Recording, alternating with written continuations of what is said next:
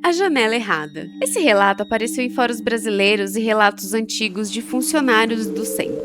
Uma mulher contou que trabalhava em um prédio vizinho. Ela disse que evitava olhar para o edifício Joelma no fim da tarde, porque uma vez viu alguém parado numa janela alta, imóvel, sem se mexer.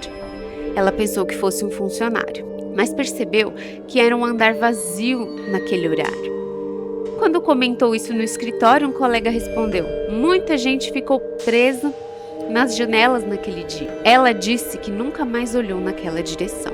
Minha avó conversou comigo por 20 minutos. Minha avó jurava que conversou comigo na cozinha numa manhã de domingo. Segundo ela, eu sentei na mesa, tomei café e falei sobre a faculdade. O problema é que naquele dia eu estava viajando com amigos. Nem estava na cidade. Quando voltei, ela disse: para de brincar, você estava aqui. Ela descreveu exatamente a roupa que eu costumava usar aos domingos.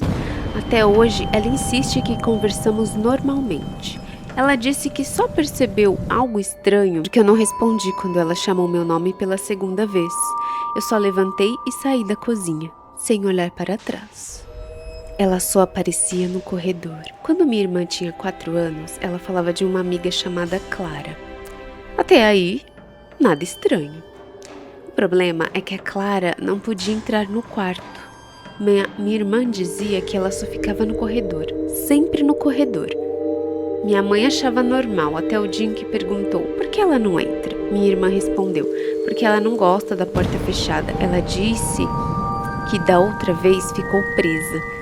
Ninguém entendeu o que aquilo significava.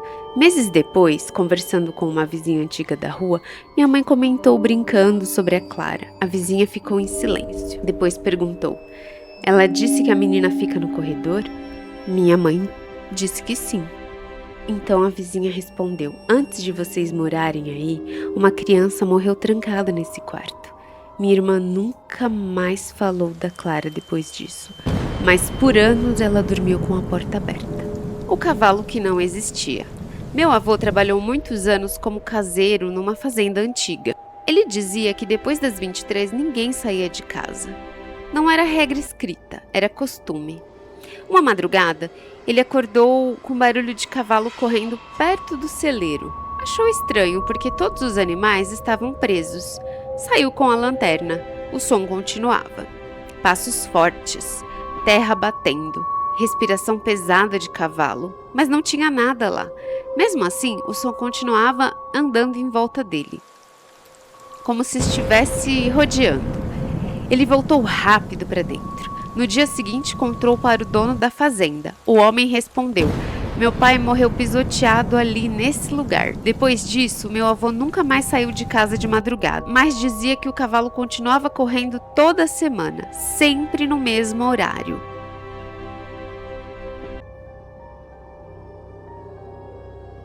As luzes sobre o milharal. Isso aconteceu com o pai de um conhecido meu, no interior.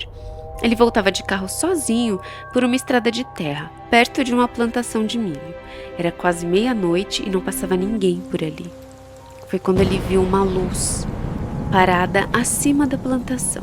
Não parecia avião, não piscava, não fazia barulho. Ele diminuiu a velocidade, achando que podia ser um helicóptero. Mas a luz começou a acompanhar o carro, na mesma velocidade, na mesma direção. Ele parou o carro. A luz parou também. Foi quando ele desceu um pouco mais, ficando acima das plantas. Ele disse que o milho começou a se mover como se tivesse vento, só naquele ponto. Depois disso, ele não lembra mais de nada. A próxima coisa que ele lembra é estar dentro do carro com o motor desligado, já amanhecendo. O relógio do painel marcava quase 3 horas depois. Até hoje ele não sabe explicar o que aconteceu naquele intervalo de tempo. A estrada sem estrelas. Meu primo trabalhava vigiando entre cidades pequenas. Uma madrugada, ele dirigia por uma estrada totalmente vazia.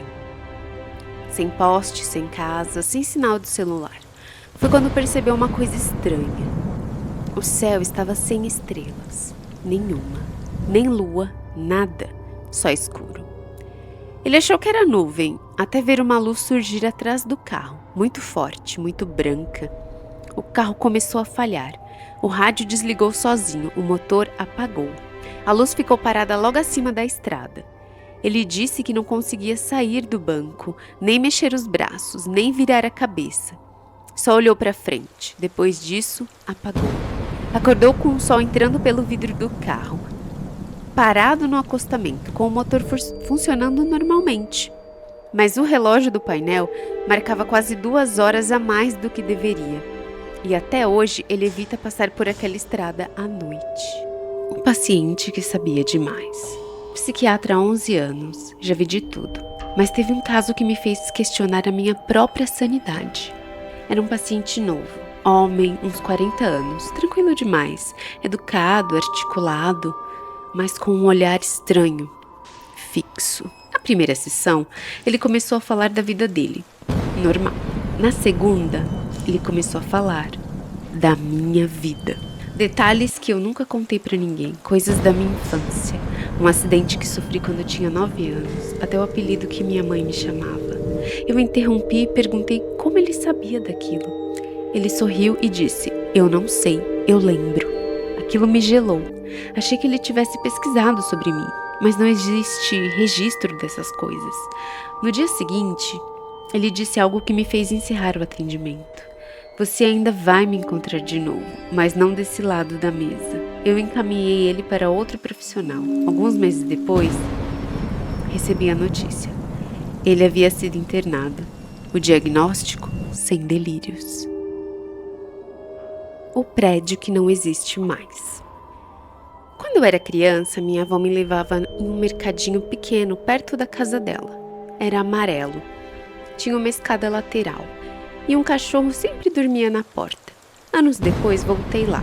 Queria mostrar para o meu filho, mas não existia nada, nem o mercado, nem o terreno, nem sinal de construção antiga. Perguntei para os vizinhos, ninguém conhecia. Mostrei foto antiga para minha mãe. Ela olhou estranha e disse: "Isso nunca foi aqui." Mas eu lembro da escada, do cheiro do pão, do cachorro dormindo. Até hoje eu lembro o nome do mercado. Só que ele não existe em lugar nenhum.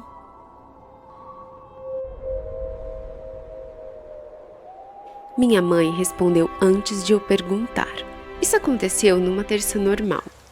Eu estava na cozinha pensando em perguntar para minha mãe se ela tinha visto minha chave do carro. Mas eu não falei nada ainda. Antes de abrir a boca, ela virou da pia e disse: "Tá na mochila preta." Eu fiquei parado, porque eu nem tinha perguntado, nem tinha comentado o que estava procurando. Achei coincidência. Peguei a mochila, a chave realmente estava lá. Então eu perguntei: "Como você sabia?" Ela respondeu: "Sabia o quê?" Então eu expliquei. Ela ficou séria. Disse que eu já tinha perguntado isso 5 minutos antes. Só que eu tinha acabado de chegar em casa.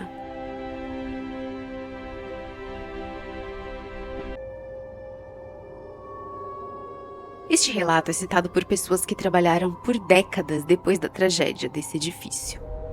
Uma funcionária contou que estava no escritório com mais 2 colegas quando sentiram cheiro de fumaça, cheiro forte, bem forte. Elas acharam que era curto-circuito.